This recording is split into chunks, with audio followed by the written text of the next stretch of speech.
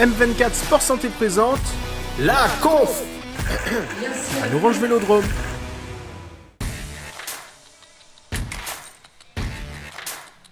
Quand la légende nous invite à sa table pour discuter, ça ne peut être que pour notre bien.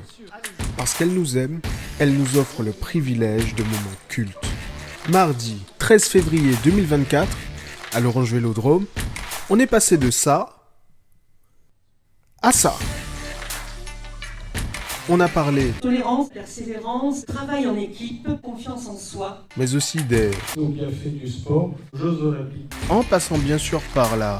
Santé mentale, le harcèlement scolaire. Vous l'aurez compris, pour cette grande conférence, l'heure était au discours inspirant, aux témoignages poignants, et pour ça, nos joueurs de chant du jour étaient Hervé Collado, médecin du sport et vice-président d'M24, professeur Brigitte Chabrol, chef du service neuropédiatrie au CHU La Timone, Clara Mattei, championne de France de natation handisport, professeur Marcel Ruffo, pédopsychiatre à la PHN, et Roselaine Kezami, joueuse à l'OM et internationale algérienne.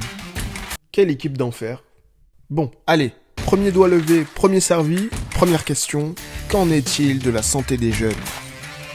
Nos enfants, vous, aujourd'hui, vous avez perdu, enfin pas vous, mais les enfants en général, 30% de capacité cardiovasculaire par rapport aux enfants d'avant les années 2000.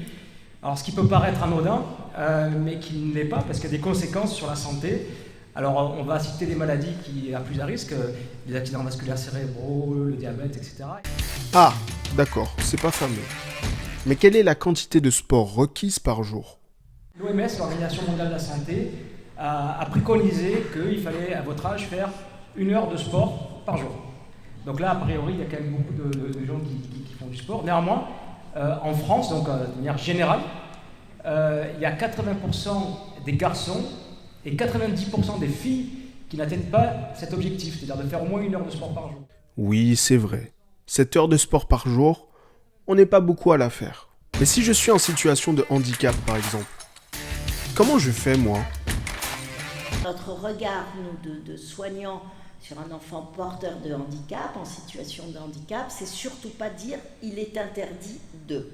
Et ça, on sait, et vraiment, j'ai relu là dans des bouquins d'il y a une trentaine d'années, on disait avec telle ou telle maladie, un enfant ne peut pas faire tel ou tel sport. Mais toi, Clara, tu es en situation de handicap, tu es aussi une grande sportive, quel regard tu as sur la situation, et surtout, comment tu réagis face au regard des autres ? Je suis amputée moi des 2 jambes, de certaines phalanges, et que j'ai des cicatrices sur les bras, donc j'ai grandi avec mon handicap, et c'est plutôt cool. Faites de votre différence votre force.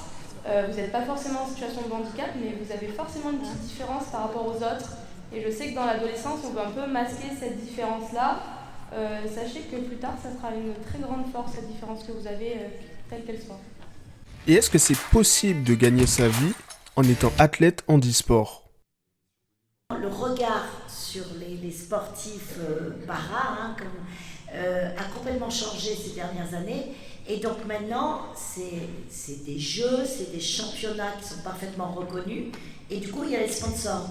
Alors, ils n'ont pas le niveau encore de l'OM, mais je ne sais pas s'ils l'auront un jour. Mais toujours est-il qu'ils sont quand même aidés par un certain nombre de sponsors, ce qui n'existait pas il y a 10-15 ans. Personne ne s'intéressait. Donc c'est par des après-midi comme ça de bien vous montrer. Aussi, on est tous à se dire, le milieu du sport, c'est peut-être un milieu où il y a beaucoup d'argent, où il y a beaucoup d'argent à gagner, il faut être sportif. Mais quand on a un handicap, maintenant, effectivement, on peut vivre aussi du sport, ce qui n'était absolument pas possible il y a quelques années. Le sport est souvent rattaché à la compétition, mais si je souhaite juste prendre du plaisir, ou alors me dépenser, est-ce qu'il y a des alternatives pour moi ? Le premier sport, c'est jouer. Et quand elle disait s'amuser, elle retrouve les prémices véritablement de ce qu'est le sport, c'est-à-dire s'amuser, jouer. Et d'ailleurs, quand on joue à quoi ? On joue à trappe-trappe, attraper, pas attraper, à cache-cache, coup, caché, on joue à tout ça. Et donc, on passe après du sport jouer le play au game, c'est-à-dire le sport avec des règles, c'est-à-dire le temps que je mets sur 200 mètres à 3 nages. Donc, l'histoire du sport s'associe radicalement avec des apprentissages.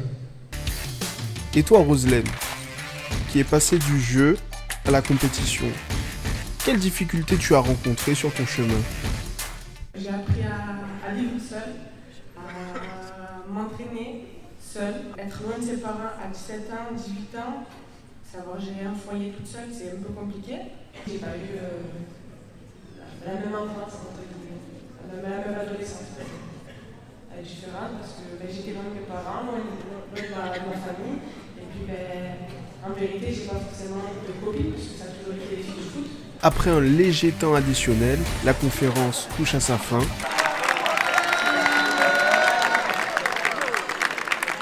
C'est l'occasion de dire merci. Merci d'être venu. Merci à notre équipe d'intervenants. Merci à nos partenaires, l'OM Fondation, sans qui tout ça ne serait pas possible, et la Sodexo, toujours présent lors de nos rendez-vous, et à tous ceux qui donnent de la force à notre projet. D'ici là, portez-vous bien, et à la prochaine conf!